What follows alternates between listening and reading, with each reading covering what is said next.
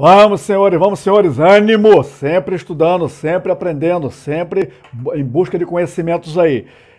Para fecharmos aí a parte que foi modificada da prisão preventiva lá no Código de Processo Penal. Já falamos bastante sobre prisão preventiva, daquelas cláusulas, da cláusula não, teve cláusula no meio, das modificações que ocorreram a respeito dos pressupostos, dos fundamentos e das condições de admissibilidade. Algumas coisas foram modificadas lá, introduzidas, e falamos bastante sobre isso aí. Aqui nós estamos já no artigo 315, que fala também da prisão preventiva, da motivação e da fundamentação para a decretação da prisão preventiva. Só relembrando, prisão preventiva, para ser decretada, o juiz não mais pode de ofício decretá-la, precisa do requerimento do Ministério Público, seu assistente, querelante ou representação da autoridade policial, tendo em vista que a prisão preventiva tanto pode ser na fase de investigação, na fase do inquérito policial, como na fase processual, tá bom? E para revogar, o juiz pode de ofício já? Para revogar, pode. Decretar, não pode. Vamos caminhando aqui. Aqui da questão de motivação e fundamentação, nós também já falamos lá no artigo 93, inciso 9 da Constituição Federal. Lá vem dizendo que todas as decisões devem ser fundamentadas, dizendo que as audiências e tal, os julgamentos devem ser públicos, né? Dependendo, lógico, se a lei determinar que não seja público, não será público. Mas o inciso 9 lá do artigo 93 da Constituição, dá uma paradinha, dá uma lida aí, tá? Dá uma pausa e dá uma olhada aí no que diz isso aí. Então, baseado nisso, as decisões devem ser fundamentadas. O que se tinha no artigo 315 vinha até dizendo que as decisões deveriam ser, para a decretação da preventiva, ser motivada. E acrescentou no finalzinho, agora, o pacote anticrime acrescentou que deve ser fundamentada também. O parágrafo 1º vem dizendo aqui, que foi introduzido ao artigo 315, não existia o parágrafo 1º, vem dizendo que na motivação da decretação da prisão preventiva ou de qualquer outra cautelar, o juiz deverá indicar concretamente a existência de fatos novos ou contemporâneos que justifique a adoção da medida adotada. Ou seja, tem que trazer fatos novos para que seja realmente decretada, ou uma situação contemporânea que está ali ocorrendo, da contemporaneidade, para que possa ser aplicada a prisão preventiva ao caso aqui, tá bom? Tem que ser uma coisa concreta. E vem dizendo aqui, o parágrafo 2º, na verdade, ele vem dizendo aqui como as situações que vem dizendo que ele não considera, a lei não considera como fundamentação. Ali uma mera exposição genérica. O juiz ali pode, por exemplo, dizer, considerando que a prisão é necessária para a garantia da ordem pública, decreta a prisão preventiva. Tá? Justifico ali pela necessidade, pela conveniência da instrução criminal. Ele tem que pegar e seguir todas as situações ali, buscar súmula, buscar jurisprudências e apresentar e fundamentar. É a mesma coisa que nós, os senhores, fazendo a prova lá da OAB, colocando artigo, colocando os fundamentos ali, explicando aquela situação toda, fundamentando o que você colocou como parte legislativa ali, como a parte da legislação, legislativa não, da legislação. Ali qual artigo e por que foi colocado aquele artigo ali, tá? E vem dizendo tudo isso aqui no parágrafo 2º, é um rol aqui, inciso aqui, vai do 1 ao 5, dá uma lida nisso aqui, é praticamente mais conceitual, mais direcionado à autoridade judicial para ele fazer da sua decisão ali fundamentada, toda amparada, toda concretizada, o motivo para poder dizer que sim, pode ser decretada a prisão preventiva por isso, explicando item a item. Tem a motivação e a fundamentação das decisões judiciais aí, tá bom? Vamos aqui para o artigo 316, que foi modificado também, foi acrescentado um parágrafo único aqui, nós vamos ver questão de tempo, um prazo de 90 dias para ser revisionado a prisão preventiva, tá? Vamos ver aqui com calma aqui, bem tranquilo. E fala da cláusula também, cláusula rebus sic stantibus, já comentamos sobre essa cláusula, também, ela também também é envolvida ali no que tange às medidas cautelares, comentamos sobre ela. Na cláusula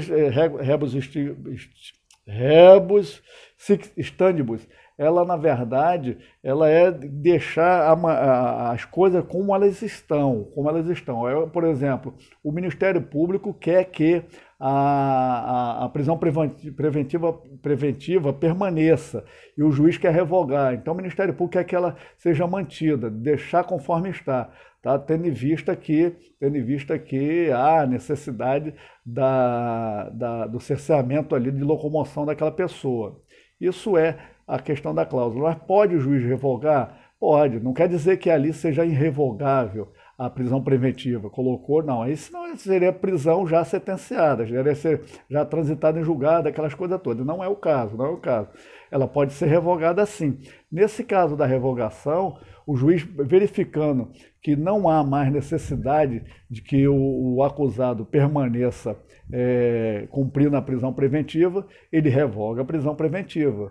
Tá? E se aparecerem situações novas, contemporâneas, conforme nós já falamos lá, situações que tragam novamente a necessidade de decretar uma prisão preventiva, o juiz irá decretar, mas irá decretar sendo que com o requerimento do Ministério Público, do assistente do Ministério Público, do querelante, ou até mesmo de uma autoridade policial, tendo em vista que é aquilo que eu falei, a preventiva tanto pode ser na fase policial como na fase de processual.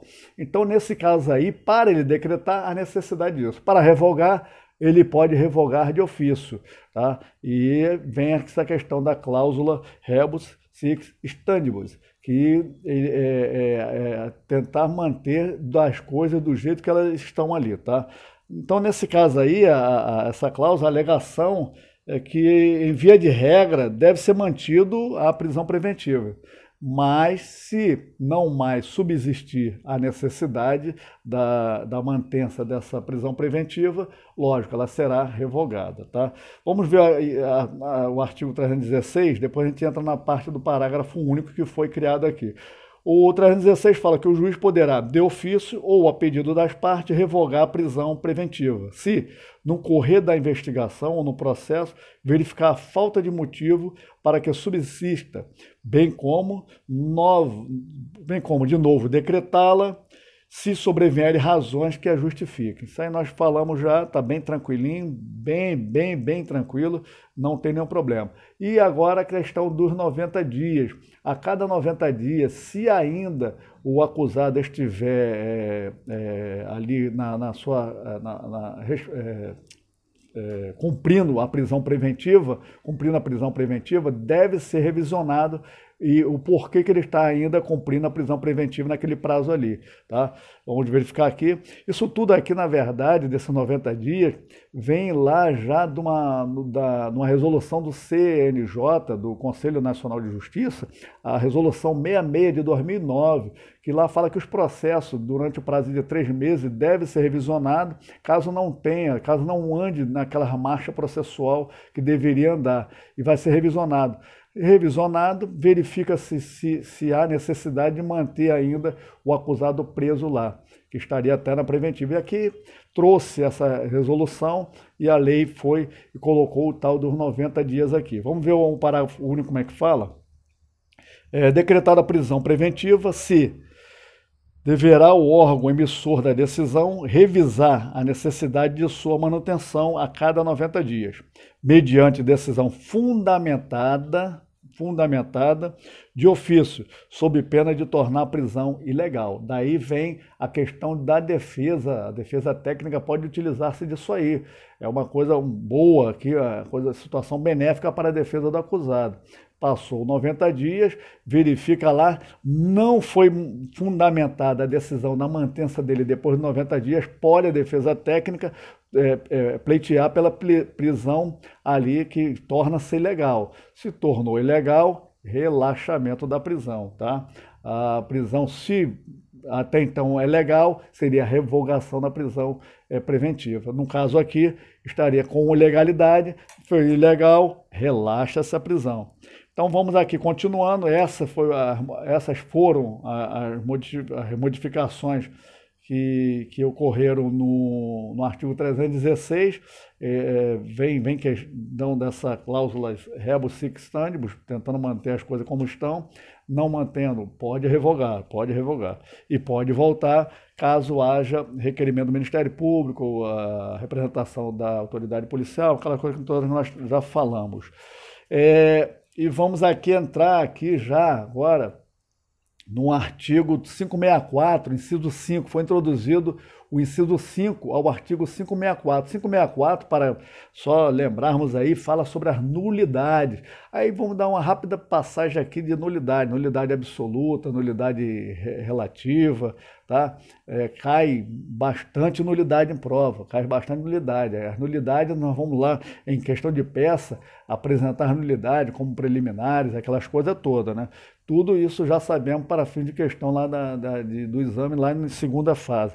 Lembrando que as nulidades, só para, isso é rápido, tem coisa de nulidade aqui, coisa de quase 1 hora ou mais falando só de nulidade, tá? O nosso interesse não é esse, é dizer o que foi modificado no CPP, que foram introduzidos ou modificados ali pelo pacote anticrime. Lembrando que a nulidade absoluta, geralzão falando, é de ordem de cunho constitucional, deve verificar os fundamentos constitucionais que foram atacados e é de ordem pública. Sendo assim, pode até o juiz de ofício declarar nulidade absoluta, vamos dar uns exemplos aqui de nulidade lá que pode ocorrer. O camarada lá, durante o curso do processo, ele não foi nomeado defensor ele está preso e o defensor que ele tinha morreu e não foi nomeado um novo defensor ao réu preso que encontrava lá. Teve um caso na prova que caiu assim, né? Um caso na prova do exame de ordem. E não foi nomeado e, conclusão, feriu ali o princípio constitucional da ampla defesa, tendo em vista a defesa técnica, né? Ali da ampla defesa. Ou então, até mesmo, no caso aqui, umas alegações finais, por exemplo. Alegações finais, não foi dada oportunidade da defesa se manifestar. Houve aí o quê? A quebra lá do contraditório, do princípio do contraditório. Então, tanto a ampla defesa como o princípio do contraditório estão previstos na Constituição, lá no artigo 5º, inciso 55, que fala lá que aos litigantes em processo, né, em fase processual, são assegurados a ampla defesa e contraditório. Se houve uma quebra lá dos fundamentos constitucionais, lógico, aí vem que a nulidade é observada como nulidade absoluta. E a nulidade absoluta, conforme nós falamos, de ofício, o juiz pode já decretar a qualquer tempo. A nulidade absoluta pode ser decretada a qualquer tempo. Ao contrário já da nulidade relativa, ela não pode ser decretada a qualquer tempo e não pode ser decretada de ofício. São algumas características que ela tem. Se não fizer a situação de apresentar, de ser sanada no tempo que deve ser sanada, elas são consideradas preclusas, e acabou, passa por cima daquilo ali, a marcha do processo continua, Então deve ser alegada, deve também causar um prejuízo às partes, coisa que na nulidade absoluta não há necessidade de causar prejuízo à parte, nenhuma, não há necessidade de prejuízo à parte, já que a ordem é pública, é de ordem pública, a questão da nulidade absoluta. Já na nulidade relativa, deve causar prejuízo à parte ou às partes, né? Um exemplo aqui que nós enfrentamos seria lá a intimação da Defensoria Pública, no caso que nós apresentamos no anterior, em relação ao exemplo da nulidade absoluta. A nomeação do defensor público, de acordo lá com o artigo 370, parágrafo 4º, que tem que nomear, tem que ser intimado o defensor público para comparecer à audiência, e até o Ministério Público também tem que comparecer, tem que ser intimado, essa situação toda, e acaba que a Defensoria Pública não foi intimada. E acontece a audiência e, de repente, o defensor público aparece no momento que iniciou a audiência, no momento que está começando a audiência, a Defensoria Pública aparece. E aí vem a pergunta, a parte foi prejudicada? Em tese, não, a parte não foi prejudicada, porque o defensor público estava lá, mesmo que tivesse ocorrido, em tese, uma nulidade relativa. No caso lá, a falta de intimação da Defensoria Pública para estar presente naquela audiência. Mas como a Defensoria Pública encontrava-se naquela audiência, não houve prejuízo à parte ali. É lógico, temos que ver a cada caso concreto para chegarmos a uma situação bem definida. Ali no que tange a nulidade relativa, dá uma olhadinha no artigo 572 do Código de Processo Penal. Lá fala das nulidades lá, tem dentro da 564, que fala sobre as nulidades, ele aponta os incisos da 564, algumas alíneas, e fala que aquelas nulidades são sanadas. Se elas são sanadas, são consideradas nulidades relativas, tá bom? São sanadas dentro daquele tempo oportuno. Não o fez, será considerada preclusa. Aí que vem aqui a questãozinha que entrou agora introduzida pelo pelo pacote anticrime. Vem dizendo das nulidades lá no inciso 4, vem dizendo que já tem o inciso 4, aliás, desculpa, foi inciso 5 que foi introduzido, vem dizendo das nulidades, né? Vem dizendo, a nulidade ocorrerá nos seguintes casos. Inciso 5, que foi introduzido pelo pacote anticrime, em decorrência de decisão carente de fundamentação. E já falamos de motivação e fundamentação, que as decisões judiciais devem ser motivadas por conta da Constituição prevista lá no artigo 93, inciso 9. Então, nesse caso aqui, a pergunta que se lança, essa nulidade aqui que ocorre por carência de fundamentação, é considerada nulidade relativa ou nulidade absoluta? Daí eu deixo para vocês essa questão, não vou responder, é a questãozinha lá de marcar o xizinho, certo ou errado, é a questão muito tranquila aí, depois de tudo que nós falamos, para considerar se ela é nulidade relativa ou nulidade absoluta. Então vamos aí encerrando aqui no que nós falamos de prisão preventiva.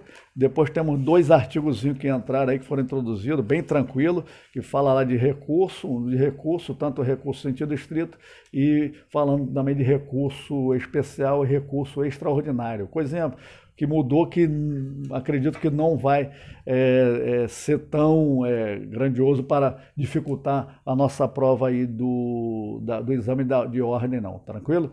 Então fiquem com Deus, gostou, dê um like, responda a perguntinha que eu fiz, coloca nos comentários aí. E vamos para frente aí, tem muita coisa ainda para ver, temos as situações que foram modificadas lá na LEP, né, na Lei de Execução Penal, Lei 7.210 lá, e vamos caindo dentro aí de estudo. Só passa quem estuda. Não durmam, sempre acordado, sempre para frente. Quem dorme em aula só passa em sonhos. Senhores, fiquem com Deus, até o próximo encontro.